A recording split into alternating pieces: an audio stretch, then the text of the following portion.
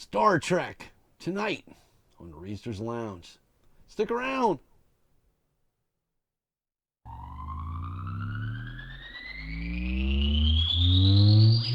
Reedsters Lounge.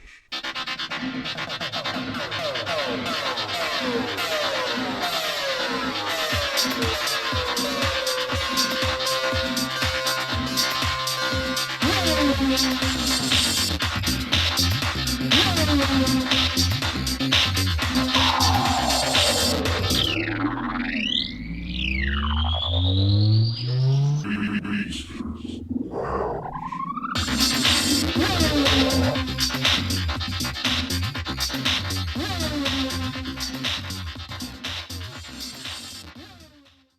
Hey, welcome everybody to the first ever Reedsters Lounge. And tonight we chose to talk about Star Trek. Why not? I'm Reedster, and this is the Blondie. Hello.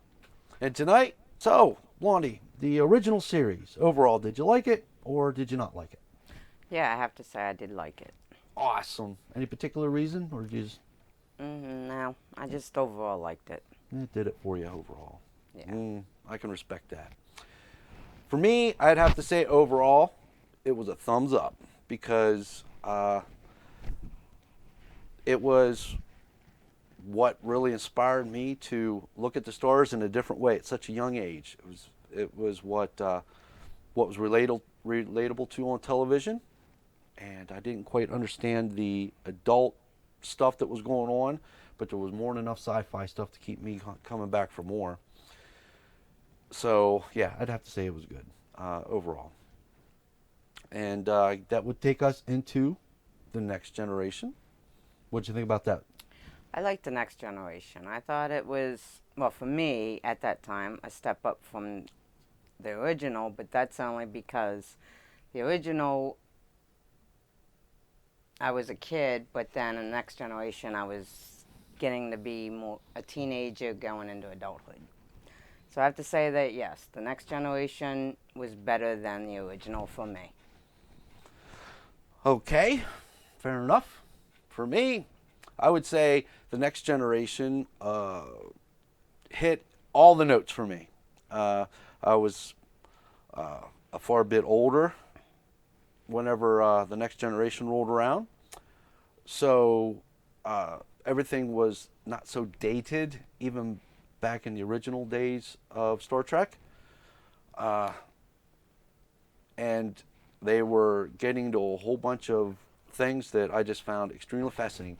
They got into a lot of things that made me think about a whole wide range of things that I wouldn't even have took the time to consider before. So I would say the Next Generation, from when it started to when it finished, it took me for a most enjoyable ride. So then that would bring us into Deep Space Nine. What'd you think? I liked Deep Space Nine. I liked how this story kept going as back to back. I liked how they had a story though. Hoorah! I agree. I think Deep Space Nine was the most heavily story-driven episodic one that they put out. Not to say that that is what they intended, but that's what they got. And it was by far the most compelling storyline. I agree. And it really paved the way as to how television is seen to this day and impacts so many different TV shows that everyone comes to enjoy. Trailblazers of their time, which could be in itself a whole other show easy. But we'll leave it there. For me, yes, I would say definitely a thumbs up. There was just so much going on that I loved it. There's really not much for me to say other than wow. All right, so let's move into Voyager. What'd you think? I really liked Voyager. I thought Voyager was the Star Trek for me. Still do to this day. I have to say, Voyager, I give a top thumbs up. There you have it. I agree. I think Voyager hit everything that it was looking to hit. It was a good, well-rounded show that I feel, in my opinion, ended abruptly. They really had to put a quick end to what was a very exciting struggle to get home from the Delta Quadrant. But I agree. I love Voyager. So then that brings us to Enterprise. What do you think? I liked Enterprise too. I thought that was pretty good. I have to say that overall, the characters were compelling. But I didn't like it as much as Voyager. I think I liked it as much as I did the Deep Space Nine, I'd say. Probably Next Generation and Deep Space Nine. Very interesting. But it was still a good show. I agree. Enterprise. Clipped before its time. That show had places to go, things to see, stories to explore, and very sad that they never got to conclude where it was they were heading. But there was a lot of issues trying to make their newest show about the oldest timeline, that's supposed to come before the original series. And I understand there was a lot of technical issues trying to make that happen. And I even think they were trying to address and reconcile them by the end, if you want to check out that final season. But things being what they are, I would say I was really digging it. I didn't think I would, but again, can't complain. They delivered the goods. Okay, so there's, of course, a running show, Discovery, which we got to admit we're not watching for reasons of sorts. Currently, we're not watching it. I can say, for the most part, that acknowledging the new Kelvin timeline versus the canon stuff that we were just speaking of, it seems to me that the Discovery show's pulling more from the Kelvin timeline. Now, please don't nobody, hate me for that, because I could be completely wrong. But from everything I've seen, nothing really looks like the original timeline stuff. And what I know of them remaking all the Klingons, their ships, and it was my understanding from watching videos on YouTube that they had to do that they weren't allowed to make it look original. Now, again, I could be wrong because I haven't been watching it. So that's my take on why I'm not watching the Discovery, because I don't think it's part of the original timeline, and I just don't know how long that stuff's going to last. And we also want to acknowledge Picard, that's coming out soon, that we don't know a whole heck of a lot about. We only know what you know as far as the teaser trailer goes. And that stuff does appear to be, at this point, supposed to be actual canon and not the Kelvin timeline stuff. So we're not really going to comment on those two yet, because we really don't know enough about them, and we're not going to lie to you and say, oh, it's the greatest. So I don't know if Discovery is Kelvin timeline stuff, the new Star Trek, or the original Star Trek. And I don't need to explain to all you guys the difference between the two. There's plenty of videos out about it. The original company retaining the rights to the canon stuff, the original Star Trek stuff, and this alternate universe stuff owned by the other company that split off and is more or less renting the license to Star Trek, trying to make more Star Trek content. I don't know if Discovery is considered Kelvin timeline stuff, but it sure does look like it to me. Look at their uniforms. the uniforms on Discovery is using the shoulder insignias for rank. And if you look at the new Kelvin Timeline movies, the only they're the ones using that for rank, whereas the original series is still using the pins on the collar. I, yep, I did notice that. I actually, it just occurred to me right now as you said that yeah, that is true. I didn't even realize that until you just mentioned it. That's why the Klingon ships look so funny. And I don't mean bad. I mean they just look different, and the Klingons look different. Why is that?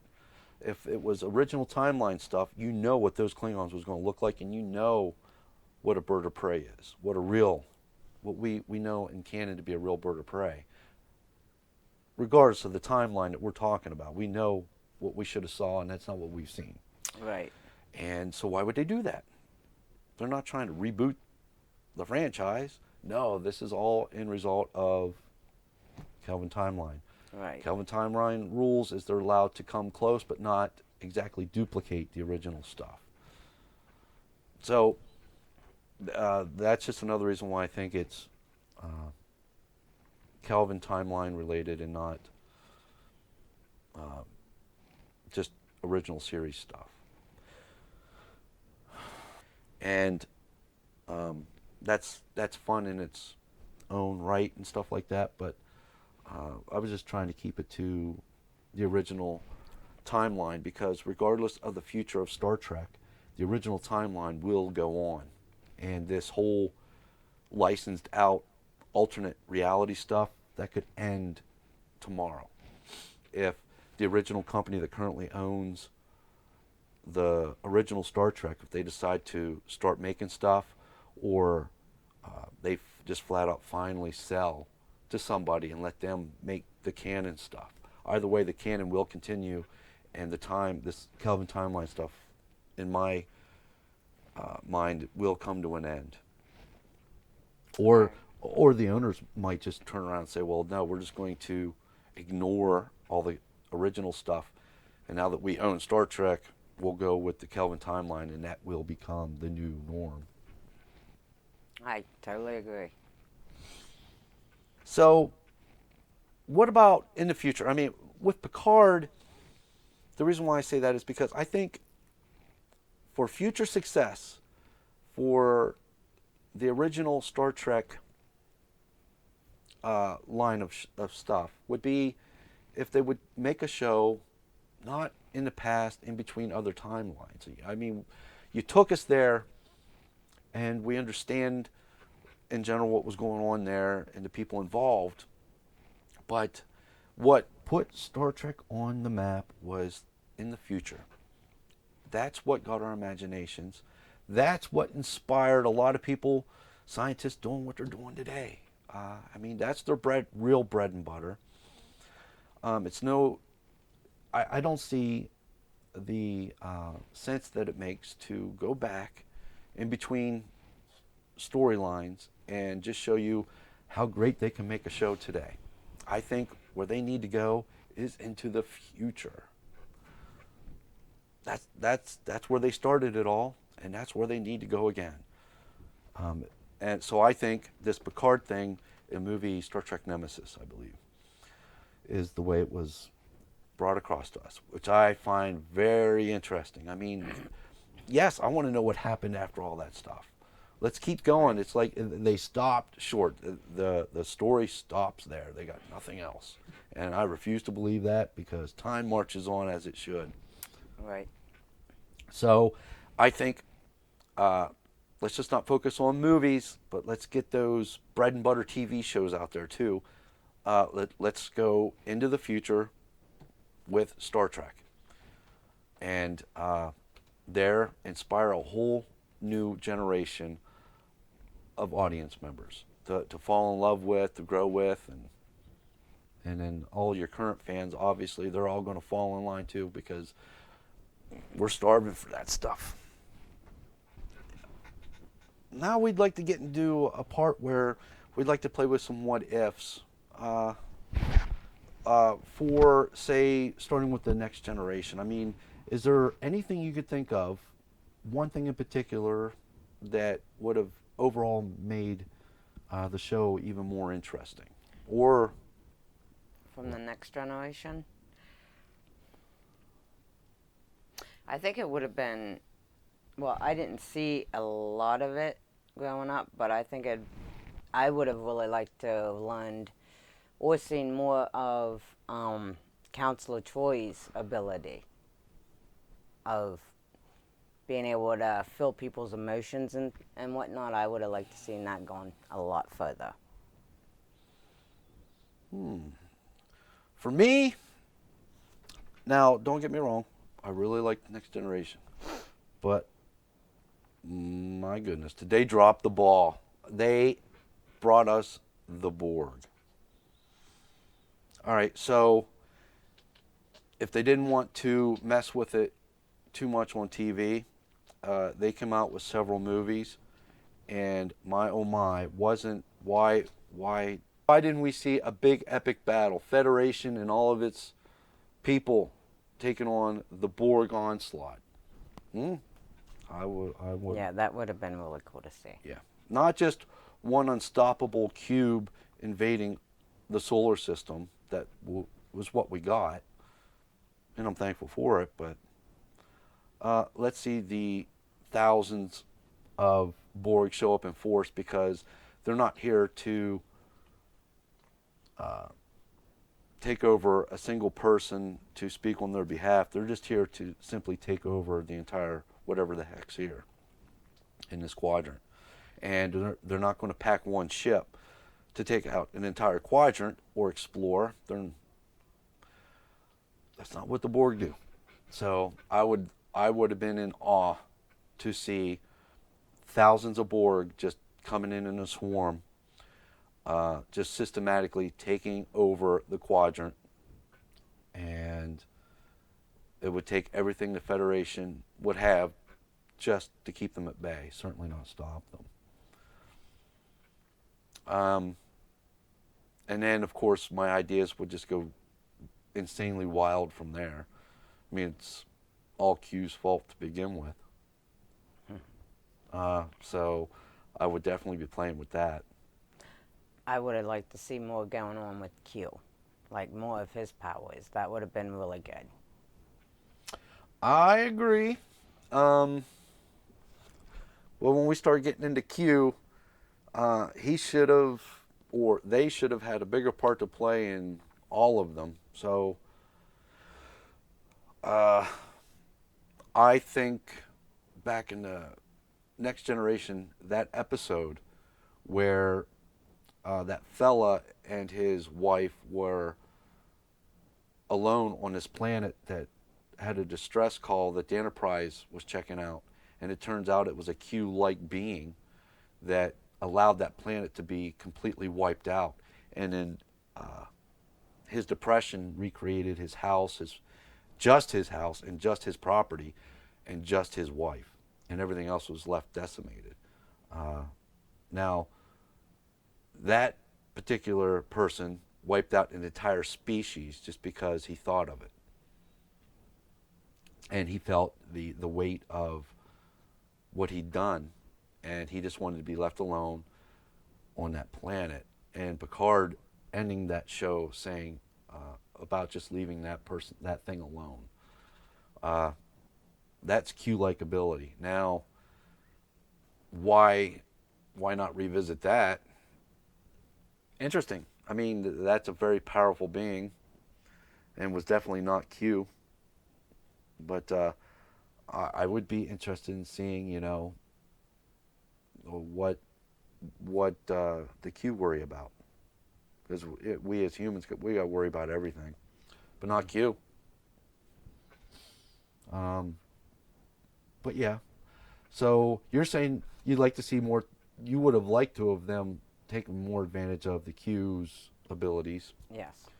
Explore that more. I would have liked them to explore the contention between the Borg invading our area.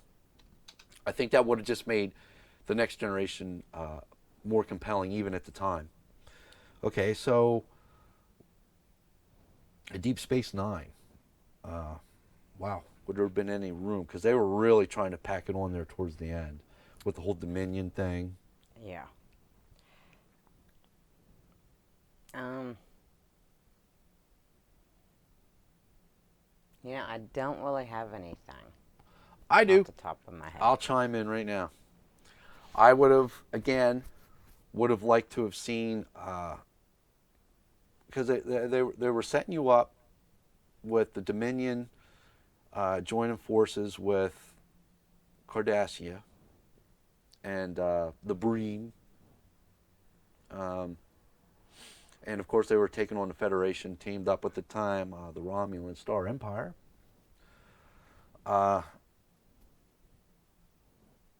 The overall size of the Dominion, if we could appreciate that, my understanding is the army size, the fleet size alone of the Dominion is incredibly large.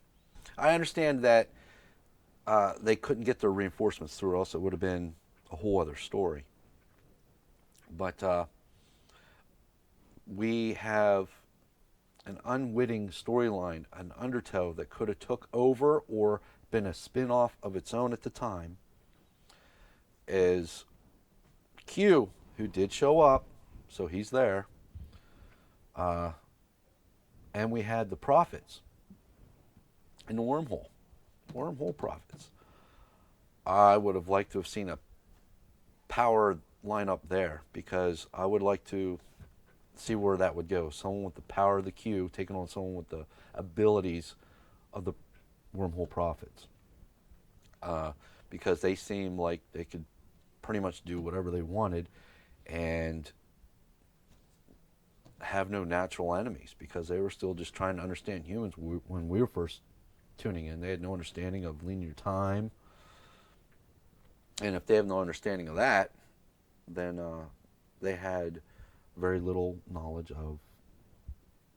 Well, I would have liked to have seen where the alternate universe, where it would have gone if they would have kept going with it. So I understand what you're saying. You're saying that alternate reality, they had certainly just enough of those episodes in Deep Space Nine that it started taking on a life of its own. Yeah, we were all Yes. starting to get curious as to what was going on over there. Yes, I would have liked to have seen what eventually happened. Yeah, did the Resistance finally, get their independence, if you want to call it that, or would it just become the Terran Empire once again? Who knows? I'd like to think not, but that's the way their mindsets were. Yeah. We weren't changing their philosophy.